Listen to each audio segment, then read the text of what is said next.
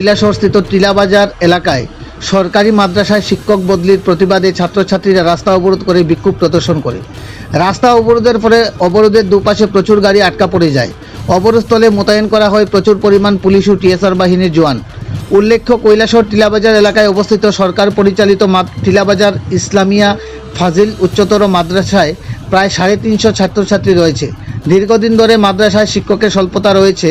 এমতাবস্থায় বিগত 2 দিন পূর্বে শিক্ষা দপ্তরের পক্ষ থেকে মাদ্রাসার আরেক এরাবিক শিক্ষক সিরাজুল ইসলামকে অন্যত্র বদলি করা হয়। শিক্ষকের বদলির খবর শুনে ছাত্রছাত্রীরা ক্ষোভে ফেটে পড়ে এবং উত্তেজিত ছাত্রছাত্রীরা টিলাবাজার এলাকায় কৈলাসহর রাঙ্গাউটি রাস্তা অবরোধ করে বিক্ষোভ প্রদর্শন শুরু করে। যতক্ষণ অবধি দপ্তরের পক্ষ থেকে বদলির আদেশ প্রত্যাহার করা হবে না, ততক্ষণ অবধি রাস্তা অবরোধ প্রত্যাহার করা হবে না বলে জানান অবরোধকারীরা। রাস্তা অবরোধে বেলা 11টা শুরু হয়। পর সোয়া 11টা নাগাদ কৈলাসহরের মহকুমা পুলিশ আধিকারিক জয়ন্ত কর্মকারের নেতৃত্বে বিশাল পুলিশ ও টিএসআর বাহিনী অবরোধস্থলে হাজির হয়।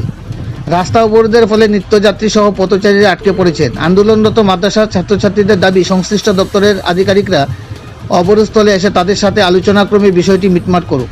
কৈলাসহর প্রতিনিধি রিপোর্ট, শ্যামলী ত্রিপুরা।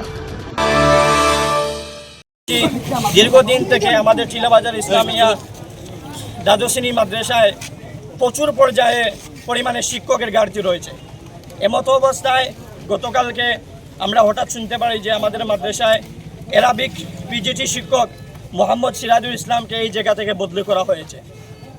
আমরা আজকে এই আন্দোলনে নেমেছি যাতে অতি সত্বর শীঘ্রই যাতে আমাদের শিক্ষকের বদলি বাতিল করা হয় এবং পুনরায় ওনাকে মাদ্রাসায় রাখা হয়, এই জন্য আমরা আন্দোলনে নেমেছি। এই মাদ্রাসা মূলত কতজন শিক্ষক রয়েছেন?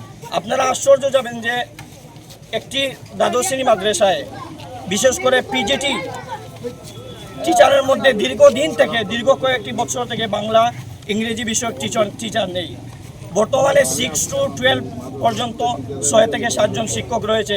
আপনারা আপনাদের বিবেকের কাছে প্রশ্ন করুন যে 6 থেকে 7 জন শিক্ষককে কি একটি মাদ্রাসা দ্বাদশ শ্রেণী মাদ্রাসা চালাতে পারে?